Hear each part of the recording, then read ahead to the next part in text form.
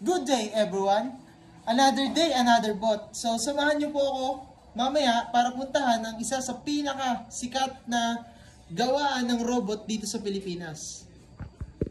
At ngayon, papunta na ako sa gawaan ng mga advanced robots dito sa Pilipinas.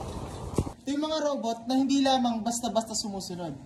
Itong mga robot na to ay gumagamit ng AI, sensors, and learning capability para kumilos na parang isang tao. Itong pupuntahan natin ngayon ay hindi lang basta-basta mga robot, kundi advanced robot. Ngayon, makikita nyo sa ating gawing kaliwa ang mga nasasabing robot. How do you even be rocking with Buddy? The pictures I've seen, I'm like, damn, he got lucky. Take it from him and I leave him with nothing. She wanna go viral. Ngayon, ipapakilala ko sa inyo si Engineer Nixu para ipakita sa atin ang mga robot. Ito po si Engineer Nixu na makikita nyo ngayon na nagko-code para sa mga robot. Kung tanungin si Engineer about sa mga specs and kung paano ba gumagana ang mga robot or advanced robot. Engineer, magandang araw po sa inyo. Pwede po ba kayong makasama sa aming vlog? Ay, vlog.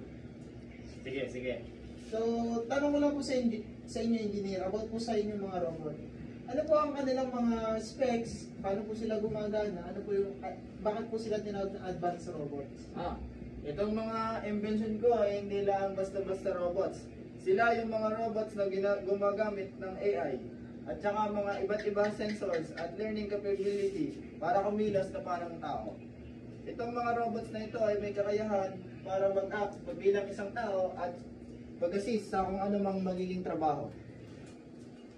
So, Engineer, ayon po sa aming nalaman, pwede nyo po bang matesting or makita namin kung paano po nag-work ang inyong mga advanced robots? Sige, walang problema. Teka, bubuhayin ko lang sila. Hello, I'm Android 16, ready to assist. Hello, I'm Android 17, ready to assist. So, Engineer, pwede po ba makita namin kung ano po mga function nila and features? Sige, pero bago lahat, yan ko muna ipakilala sa inyo ang aking mga robot. Siya si Android 16 at siya naman si Android 17. Ito ay ang humanoid robots na dinisenyo upang kopyahin ang mga galaw ng tao. Mga ganyan. Kagaya nito, kaya nilang maglakad or batiin ang... Kumuhay nga kayo sa vlog. Bukas po. Ang mga robot dito ay kayang magbalanse. Kagaya nan, nakakatayo sila sa mag-isa. At kaya din ito tumulong sa mga pagbubuhat ng mga bibigat na bagay. Kagaya ng mga lalagyan niyan. Android 16, subukan mong buhatin yan.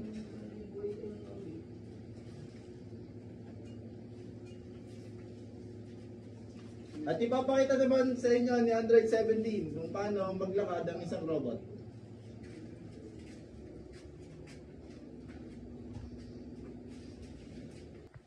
So, Engineer, di ba po nabanggit nyo na nakakatulong din sila sa healthcare? So, how can they help us in usapang healthcare, Engineer? Yan, ang mga robot dito ay kaya mag-provide sa pag-assist ng mga pasyente, kagaya ng pagtulak ng mga wheelchair, mga ganong bagay, at sa pagtatayo sa mga pasyente.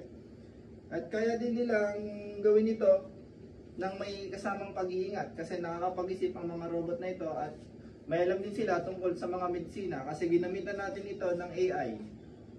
Yun. Tara, papakita natin ang sample. Akay tayo sa taas kasi nandoon yung kaibigan mo may sakit. Tara, Engineer, sasama ko sa inyo.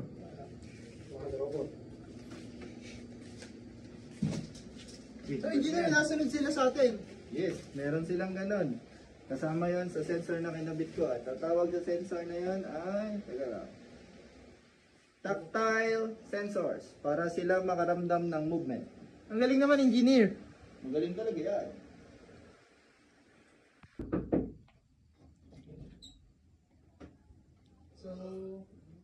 So, ayun. Ito ang aking kumpare na may karamdaman. Okay, Engineer. So, sa mga hindi po nakakaalam na manonood dyan, si Engineer po ay isa din pong licensed doctor at nagtapos sa ibang bansa. Matalino yan si Engineer, guys. So, ayun. Android 16, Android 17. Ito kayo. Yan, ang galing naman. So ng yun mga nga, ang mga robot din natin ay nakakaintindi sila ng mga sample commands. Yung mga simple lang, yung hindi mahirap na command. Android 17. Can you assist me? Affirmative. Assisting.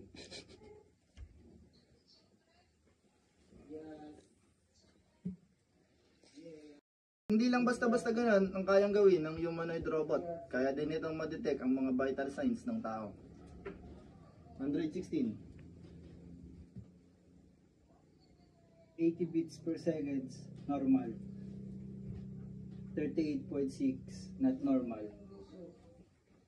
So yun, nakita nyo naman sa video na totoo. Na kayang gawin ito ng mga humanoid bot. Galing naman, engineer. Engineer, ano pa po ang mga kaya nilang gawin as a robot? Yun lang pong pag-detect and ano pa po kaya? Madami pang bagay. Kulang lang tayo ngayon sa mga kagamitan or mga samples para i-demo ang mga bagay niyan. So, ayun guys. So, ayon sa sinabi ni engineer, ang humanoid robot ay talagang existing na at gumagana.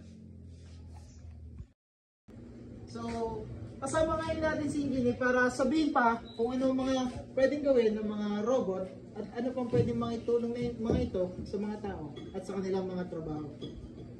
Sa mga factories naman, ang mga pwedeng maitulong ng mga robot na ito ay pagtulong sa mga pagbubuhat ng mabibigat na bagay at saka pagtulong sa pag-assist sa mga workers. So guys, tara samahan natin si engineer para ipakita kung anong mga kaya pang gawin ng mga robot or advanced robot. So, ito nga pala ang aking factory worker na si Jeff. Yun. Jeff, maaari mo bang i-demo sa kanila kung paano mo nakakatulong ang dalawang robot na ito? Android 16. Kuhanin mo nga yung mga tools ko dyan.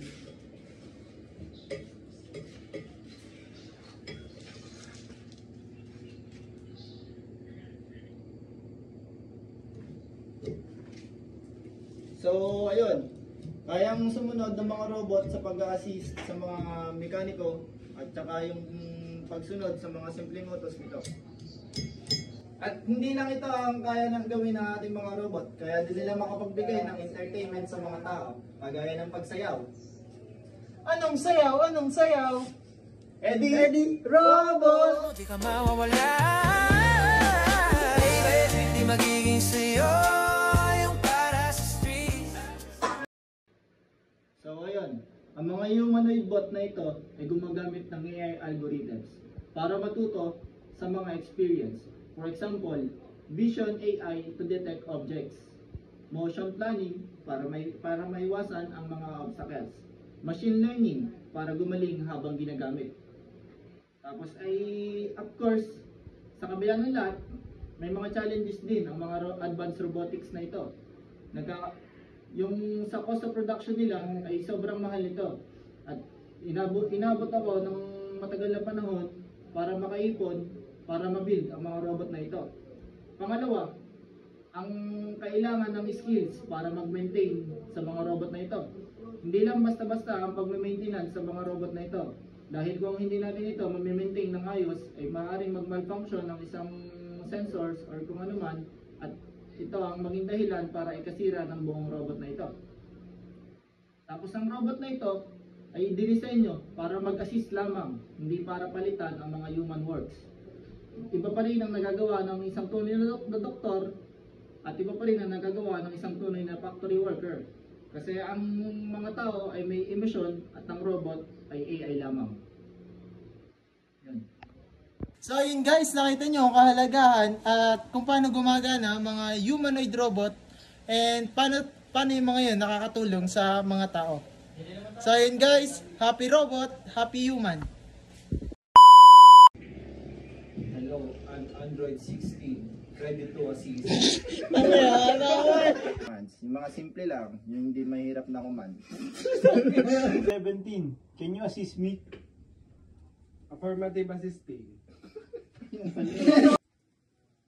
Can you assist?